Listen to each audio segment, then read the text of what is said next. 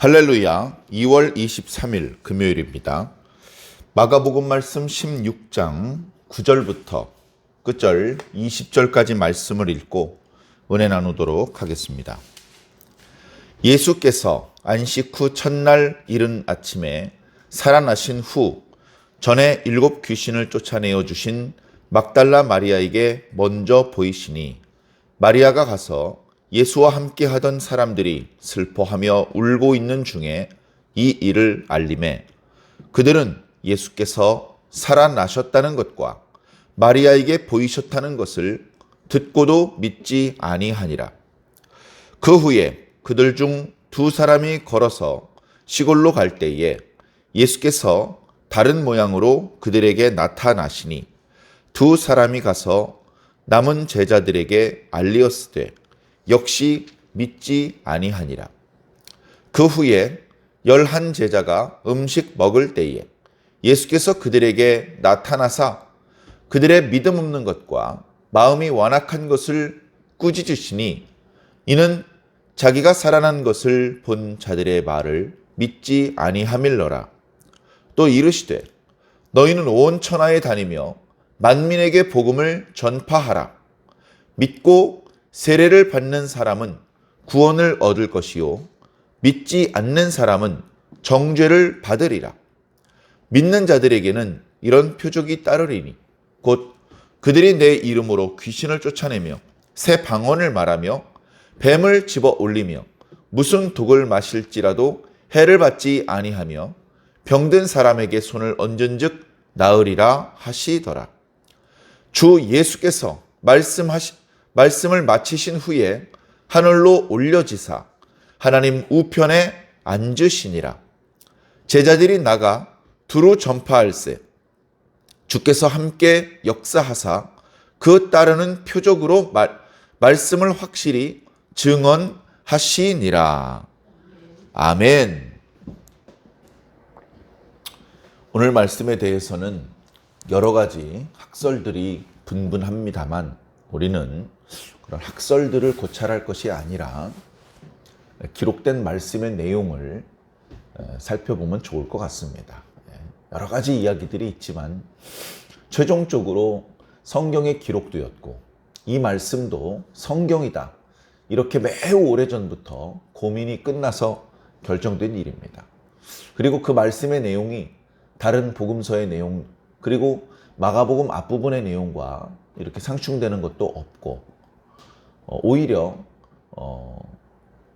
8절 말씀으로 마가복음이 마감됐을 때보다 훨씬 그 내용이 이렇게 이야기가 이런 식으로 마무리가 되고 새로운 시대가 시작되는구나 이런 것들을 알려주는 그런 말씀들입니다. 다른 복음서에 부분적으로 나와 있는 말씀들이 간략하게 요약되고 있는 그런 느낌으로 오늘 말씀이 이제 기록되고 있는데요. 우리는 이 말씀 속에서도 반복되는 표현들을 통해서 주님께서 우리들에게 무엇을 말씀하신인지 그런 것들을 깨닫고 오늘의 우리의 신앙에 보탬이 되도록 그렇게 해야 될 것입니다. 말씀을 보면 예수님께서 안식 후 첫날 이른 아침에 안식 후 첫날 이른 아침이라면 바로 앞구절에 있었던 몇몇 여인들이 향품을 사두었다가 안식 후 첫날 새벽같이 아주 일찍 예수님께서 어디 묻히셨는지 그 위치를 미리 파악해 두었다가 그 무덤으로 찾아가는 그런 장면이 나타나죠. 그렇게 해서 그 여인들은 무덤이 문이 열려 있었고 그 안에 주님이 계시지 않는다. 그리고 흰옷을 입은 한 청년을 통해서 너희들이 나사렛 예수를 찾으러 왔구나. 그가 여기 계시지 않는다. 그는 다시 살아나셨다. 전에 제자들에게 말씀하셨던 대로 제자들보다 먼저 갈릴리에 가 계시다. 거기서 주님을 만나게 될 것이다. 제자들과 베드로에게 이 사실을 알리도록 하여라. 이제 이런 말씀을 들었죠. 그리고서 놀라서 돌아왔습니다. 여기저기 돌아다니면서 제자들에게 그 소식을 전하는 것은 조금 마음이 안정된 이후의 일일 것입니다. 예수님께서는 부활하신 당신의 모습을 아직은 아무에게도 보여주지 않으셨습니다. 그럼 누가 가장 먼저 부활하신 예수님을 만났을까? 성경은 일치되게 그는 막달라 마리아다라고 말씀하고 있습니다. 막달라 마리아에 대한 기록이 많지 않습니다. 그런데 그 막달라 마리아에 대한 기록은 없지만 주님께서 7 귀신을 쫓아준 여인이다. 그러니까 이 막달라 마리아라는 여인은 뭔가 기구한 여인입니다. 평범하게 가정을 이루며 살았던 여자도 아니고 또 뭐 적절하게 이렇게 안정된 생활을 하던 여자가 아니고 귀신 들렸었고 유대인 사회로부터 소외되고 있었고 경제적으로도 그렇고 영적으로도 그렇고 극심한 어려움에 고통하던 여자였습니다. 주님께서 그를 불쌍히 여기시고 7 귀신을 쫓아내 주셨습니다. 여인은 정신을 차리고 자신이 이 7 귀신으로부터 괴롭힘 당하던 것으로부터 해방시켜 주신 예수님께 대한 고마움, 그래서 그의 남은 인생을 주님의 뒤를 따르며 섬기는 일을 했던 것 같습니다. 그래서 15장부터 16장에 보면 제자들이 꽁지 빠지게 다 도망가서 코빼기도 보이지 않는 상황 가운데서도 몇몇 여인들이 예수님께서 순환당하시는 것, 마지막 숨을 거두시고 예수님의 시신이 무덤에 안장되는 부분까지 목격했었던 여자들 중에 막달라 마리아가 나옵니다. 어저께 묵상했던 말씀, 향품을 들고서 무덤에 찾아갔던 여인들 중에서도 막달라 마리아가 나옵니다. 거기서 흰옷을 입은 한 청년의 말을 듣고 매우 놀라 그들이 다 이제 돌아갈 수밖에 없었는데 막달라 마리아는 집으로 갈 수 없었던 모양입니다. 무덤 근처에서 놀라서 급히 집으로 돌아가는 다른 여인들과 달리 아직 그 주변을 떠나지 못하고 있었던 것 같습니다. 막달라 마리아가 집으로 얼른 도망가지 못했던 이유가 무엇일까 생각해 보았습니다. 집이 없었기 때문일까? 새벽같이 오느라고 힘이 빠져서 그랬을까? 너무 놀라서 기절해서 그랬을까? 자, 그런 것보다는 주님을 사랑하는 마음이 너무나 뜨거워서 이대로 집으로 가면 마음이 편하지 않을 것 같아서 그 주변 사람들 누구에게라도 물어봐서라도 주님이 어디로 갔는지 본 사람이 있는지 찾고 있었을 것입니다. 그래서 다른 복음서의 말씀을 보면 마리아가 그 무덤 쪽을 바라보고 앉아 있는데 누가 부르니까, 누가 가까이 오니까 그 무덤 주변을 관리하는 사람인 줄 알고, 선생님 혹시 저기 묻히신 분집 문이 열려 있는데 그 안에 있던 시신을 사람들이 어디로 가져갔는지 혹시 아십니까? 알면 좀 저한테 꼭 가르쳐 주십시오. 그렇게 얘기를 하는데 보니까 예수님인 거죠. 예수님 품에 안기고 싶었는데, 예수님 발 앞에 엎드려서 그 옷자락이라도 잡고 싶었는데 예수님께서는 당신의 몸을 만지는 것을 허락하지 않으셨습니다. 그리고 짧게 몇 마디 나누었죠. 놀랄 것 없다. 너는 돌아가서 지금 숨어있고 슬퍼하고 있는 제자들에게 내가 다시 살아났다고 얘기해 주도록 해라 하면서 떠나가셨습니다. 막달라 마리아는 그제서야 주님께서 다시 살아났다는 것을 확실히 깨달았죠. 그저 무덤이 비어있는 것으로는 분명히 깨닫지 못했습니다. 그것은 그저 간접적인 증거일 뿐이었습니다. 그러나 다시 살아나신 주님을 직접 만났습니다.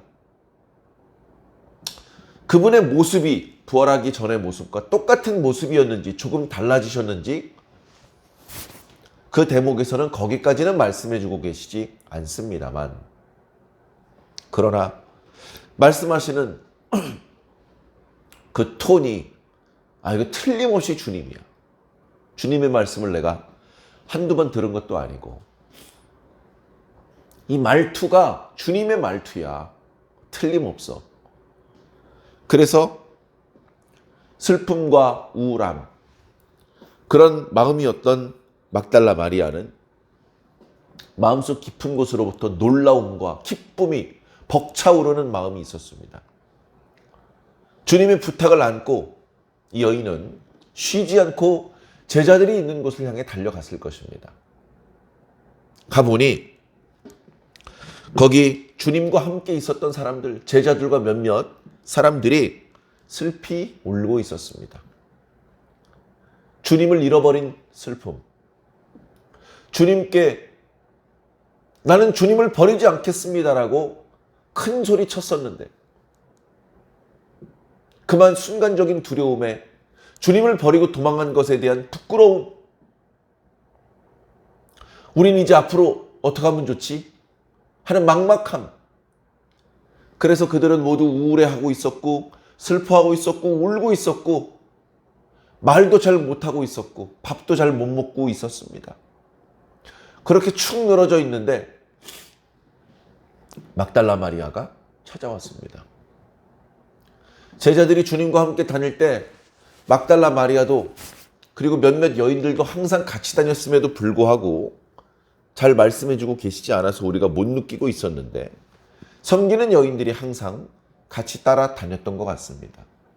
막달라 마리아도 항상 그 일행에 따라다녔기 때문에 제자들과 또 주님과 함께하고 있었던 사람들은 막달라 마리아를 잘 알고 있었죠. 마리아여, 어찌 이리 급히 뛰어오십니까? 무슨 일이 있으십니까? 이제 그렇게 묻고 있는데 마리아가 숨을 헐떡거리면서, 그리고 전혀 우울한 마음이라든가 슬픈 기색이 없이 말을 꺼내기 시작을 합니다. 여러분, 기뻐하세요. 예수님께서 다시 살아나셨어요. 우리가 무덤에 갔었는데 너무 급하게 예수님의 시신을 세마포에 싸서 무덤에 안장시켜 드렸기 때문에 몇몇 여인들이 향품을 사두었다가 예수님의 몸에 발라드리면 좋겠다 싶어서 무덤에 갔었습니다. 근데 무덤문은 이미 열려 있었고 무덤 안에 주님의 시신은 없었습니다. 그 안에는 흰옷을 입은 한 청년이 있었는데 그가 말하기를, 너희들이 나사렛 예수를 찾는구나. 그가 여기 계시지 않고 다시 살아나셨다. 제자들과 베드로에게 가서 이야기를 해라. 주님께서는 말씀하신 대로 살아나셨고 갈릴리에서 너희를 만나게 될 것이다. 그렇게 말씀하셨습니다. 저와 함께 갔던 여인들 둘은 너무나 놀라서 급히 집으로 도망갔지만 저는 도망가지 못하고 그 무덤의 주변에 있었는데 그때 주님께서 저를 찾아와 저를 만나 주셨습니다. 그렇게 이제 이야기를 했습니다. 그 이야기를 듣고 있던 사람들도 주님을 따뜻한 마음으로 사랑하고 있었던 사람들이었지만 웬일인지 그날은 막달라 마리아의 말을 믿어주지 않았습니다. 막달라 마리아가 주님을 너무나 사랑한 나머지 헛것을 본 것이라고 생각했던 것 같습니다. 그리고서 또 시간이 지나갔습니다. 그 후에 12절에 보니 그들 중 두 사람이 걸어서 시골로 갈 때에 예수님께서 다른 모양으로 그들에게 나타나셨다라고 말씀하고 있습니다. 자, 이 말씀은 우리가 누가복음에 있는 말씀이죠. 누가복음에 엠마오로 가는 두 제자가 있었습니다. 그들이 엠마오로 내려갈 때에 슬픈 기색을 띠며 주님께서 돌아가신 것에 대해서 무척 안타까운 그런 대화를 나누고 있었는데 갑자기 한 사람이 가까이 와더니 무슨 얘기를 하고 있느냐? 당신은 최근에 예루살렘에서 있었던 일을 모릅니까? 그러지 말고 얘기를 해달라. 그랬더니 나사렛 예수에 대해서 이야기를 합니다. 예수님께서 다른 모양으로 그들에게 나타나셨기 때문에 그들이 자신과 함께 이야기 나누는 분이 예수님인지 모릅니다. 예수님께서 당신들은 어찌하여 선지자들의 말씀을 더디 믿으십니까? 선지자들의 글에 이미 메시아는 죽으시고 다시 살아난다고 말씀하지 않으셨습니까? 그래, 구약 성경의 말씀을 인용하며 말씀을 전하는데 가슴이 뜨거워지는 거예요. 그래, 엠마오에 도착을 했는데 거기서 예수님께 부탁을 해서 그러지 말고 우리가 도착한 집에 같이 들어가서 식사를 하고 가시죠. 오면서 좋은 말씀 들은 것 같은데 조금 더 말씀을 해주시면 고맙겠습니다. 그렇게 해서 이제 그 집에 들어가셨는데 음식이 나오니까 예수님께서 그 음식을 두고 감사 기도를 하셨습니다. 그 기도를 하고 기도를 마치시자 사람들이 느꼈어요. 이거 예수님이다! 하고서 눈을 떴는데 예수님의 모습은 보이지 않았습니다. 그제서야 자신들과 함께 길을 걸으면서 말씀을 주셨던 분이 예수님이란 걸 깨닫고서 너 어땠어? 나 말씀 듣는데 가슴이 뜨거워서 혼났어.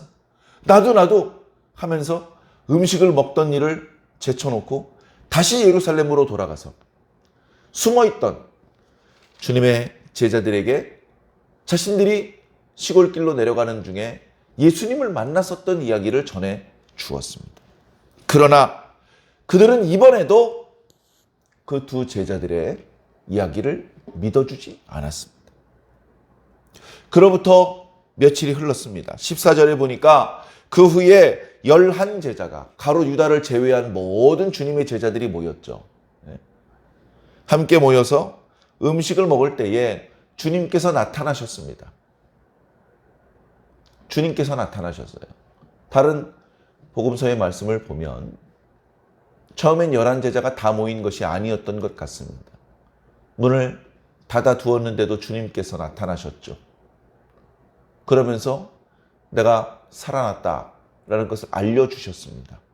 근데 그 자리에 도마가 없어서 다른 제자들이 우리가 있는 다락방에 주님이 오셨었다라는 이야기를 해주자 도마가 믿지 못합니다. 난 믿을 수가 없다. 그분의 손바닥에 난 못자국에 내 손가락을 집어넣어 보기 전에는 믿을 수 없다.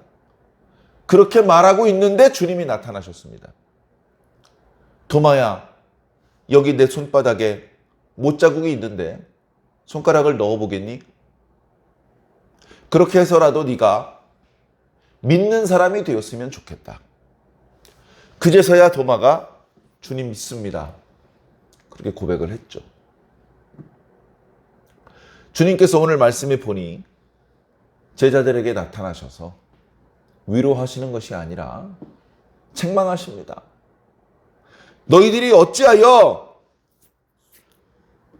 믿지 못했느냐? 막달라 마리아가 나의 소식을 전해 주었고 엠마오로 가던 두 제자가 내가 살아났다는 사실을 알려주었는데 너희는 어찌하여 믿지 못하는 것이냐? 내가 지금 이렇게 너희 앞에 나타났는데 아직도 믿지 못하고 있는 것이냐? 주님께서 제자들 앞에 나타난 자신이 영이 아니라 육임을 보여주셨습니다. 자, 그러시면서 이제 더 이상 의심하는 제자들이 없을 때에 마지막으로 제자들에게 명령을 내리십니다. 이 부분은 이제 또 마태복음에 자세히 기록되고 있죠.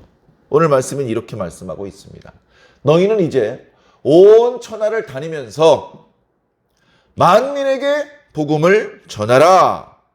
그렇게 말씀하셨습니다. 매우 웅장한 말씀입니다. 웅장한 말씀.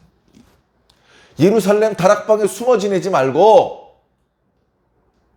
앞으로 너희들은 만민에게 복음을 전해야 된다. 물론 그러기 전에 계속해서 기도해야죠. 예루살렘을 떠나지 말고 잠깐 머물러 있어야 됩니다. 아버지 하나님께서 약속하신 것을 먼저 받아야 됩니다. 그것은 성령이었습니다. 그래서 사도행전 말씀을 보면 제자들이 예루살렘을 떠나지 않고 다락방에 모여서 기도에 전념을 했습니다. 하나님께서 약속하신 것을 받아야 되니까. 그걸 받은 다음에는 거리낌 없이 뛰쳐나가서 복음을 전해야 되니까. 그들은 성령을 받은 이후에도 꽤 오랫동안 예루살렘을 벗어나지 못했습니다. 예루살렘에 큰 박해가 임했을 때, 스데반의 일 때문에 그제서야 디아스포라 유대인들이 예루살렘을 떠나면서 사마리아에 복음이 들어가고 그 주변 마을에 복음이 들어가기 시작했던 것입니다. 주님께서 하신 말씀을 다시 돌아와서 보면 너희는 만민에게 복음을 전파하라 말씀하셨습니다. 여기 만민은 유대인에게 국한되지 않고 이방 사람들에게도 복음을 전파하라. 이제 그런 의미이기도 한데 이때 주님께서 사용하셨던 단어를 보면 나나주에도 설명되고 있습니다만 사람에게 국한되지 않는 모든 피조물들에게 이 피조 세계를 향해서 복음을 전파하라 라고 말씀하신 것입니다. 이 복음을 유대인도 들어야 되고 이방인도 들어야 되고 모든 피조 세계에 있었던 만물들이 그 복음을 들어야 될 것이다 라고 말씀하신 겁니다. 그러시면서 믿고 세례를 받는 자는 구원을 얻을 것이지만 믿지 않는 사람은 정죄를 받을 것이다. 그렇게 말씀하고 있습니다. 제자들이 믿지 않았던 것에 대해서 책망을 들었는데 늦게라도 주님을 믿는 자가 되었기 때문에 사도로서 쓰임을 받을 수 있었습니다. 자, 이 말씀 때문에 복음이 사방으로 퍼져서 오늘 우리들에게까지 복음이 왔습니다. 우리나라에 복음을 전하는 일은 쉬운 일이 아니었을 것입니다. 그러나 많은 사람들이, 선교사들이 주님께서 이때 이 기록하신 이 말씀이 자신에게 주신 말씀이라고 그렇게 믿고 의사 또는 대학 교수 등등 사회 지도층 인사로서 부유층 인사로서 살 수 있는 그런 기반을 가지고 있었던 분들인데도 불구하고 그것을 버리고 그것을 포기하고 사랑하는 가족들과 편안하게 살 수 있는 강대국의 국민으로서의 권리를 포기하고 우리나라에 옵니다. 복음도 제대로 전해보지 못하고 총에 맞아 죽은 사람도 있고 전염병 때문에 풍토병 때문에 얼마 살지 못하고 죽은 사람도 있고 자기 자식들을 조선 땅에 묻어야 했던 그런 선교사들도 있었습니다. 그 여러 가지 형태의 희생과 헌신, 그들의 죽음, 그런 것들이 밑거름이 되어서 우리나라에도 복음의 씨가 뿌려졌고 많은 사람들에게 복음이 전파되었으며 그것이 중단되지 않고 오늘날까지 계속되어서 오늘 우리들이 이렇게 주님을 믿고 있습니다. 거꾸로 오늘 우리들은 우리나라의 복음을 전파했던 선교사들에 비해서 초대교회 때 사도들과 속사도들에 비해서 복음을 만민에게 전파하는 일에 대하여 무척 소극적입니다. 좋게 말해서 문서 선교, 방송 선교, 인터넷 선교 등 다양한 형태로 선교가 이어지고 있기는 합니다만 우리 목회자 한 명 한 명, 성도 한 명 한 명의 가슴 속에 불타오르는 그 뜨거움은 많이 둔해진 것 같아서 안타깝고 주님께 죄송한 마음입니다. 주님께서는 계속해서 이렇게 말씀하십니다. 믿는 자들에게는 이런 표적들이 뒤따를 것이다. 그러면서 귀신도 쫓아낼 수 있고 뱀도 다스릴 수 있고 여러 가지 말씀을 주셨습니다. 그럼 이런 표적이 따르지 않는 자는 믿음이 없는 자인가? 그런 뜻은 아닙니다. 맨 마지막 구절에 있는 것처럼 이런 믿는 자들에게 따른다고 말씀하셨던 표적은 평소에 믿는 자들이 불신자들 앞에서 자랑할 수 있게 아무 때나 구현될 수 있는 것이 아니었고 복음이 전파될 때 그 복음이 참이라는 것을 확증하기 위해서 나타나곤 했었습니다. 주님께서 말씀하셨던 이 여러 모습은 제자들과 사도들의 모습 속에서 종종 나타나곤 했습니다. 주님께서는 마지막 말씀을 마치신 후에 제자들이 보는 앞에서 하늘로 올려지셨습니다. 그리고 하나님 보좌 우편에 앉으셨습니다. 제자들은 이제 더 이상 주님을 잃은 것을 슬퍼하지 않았습니다. 주님께서 자신들을 떠나셔서 다시는 주님을 예전처럼 곁에서 바라볼 수 없었지만 그들은 더 이상 슬퍼하지 않았고 그들은 다락방에서 부지런히 기도하며 하나님 아버지의 약속하신 것을 기다렸고 성령을 받자 베드로와 요한을 필두로 많은 제자들이 각자의 방법으로 이곳저곳에서 복음을 전파했으며 매우 빠른 속도로 초대교회가 폭발 성장을 할 수 있었습니다. 이 모든 것들은 주님께서 말씀하신 대로였고 또 주님께서 말씀하신 대로 성령님을 통해서 이루어진 역사들입니다. 그리고 그 성령의 역사는 아직도 중단되지 않고 저와 여러분들 가운데 활동되고 있는 것입니다. 사랑하는 성도 여러분, 마가복음 말씀은 이렇게 끝이 났지만 성령님의 역사는 끝나지 않고 지금도 우리 가운데 활동되고 있으니 우리도 우리의 열악한 형편, 우리들의 작은 믿음, 그런 것들을 변명 삼아 그저 자리에 주저앉아 계시지만 말고 여전히 우리 주변의 여건은 열악하지만 그럼에도 불구하고 그 모든 것들을 떨쳐내고 주님의 제자로서 주님의 일꾼으로서 오늘도 복음을 전파할 수 있는, 오늘도 하나님의 나라를 확장시킬 수 있는, 오늘도 우리 주님을 기쁘시게 해드릴 수 있는 저와 여러분들이 꼭 되기를 예수님 이름으로 간절히 축원합니다.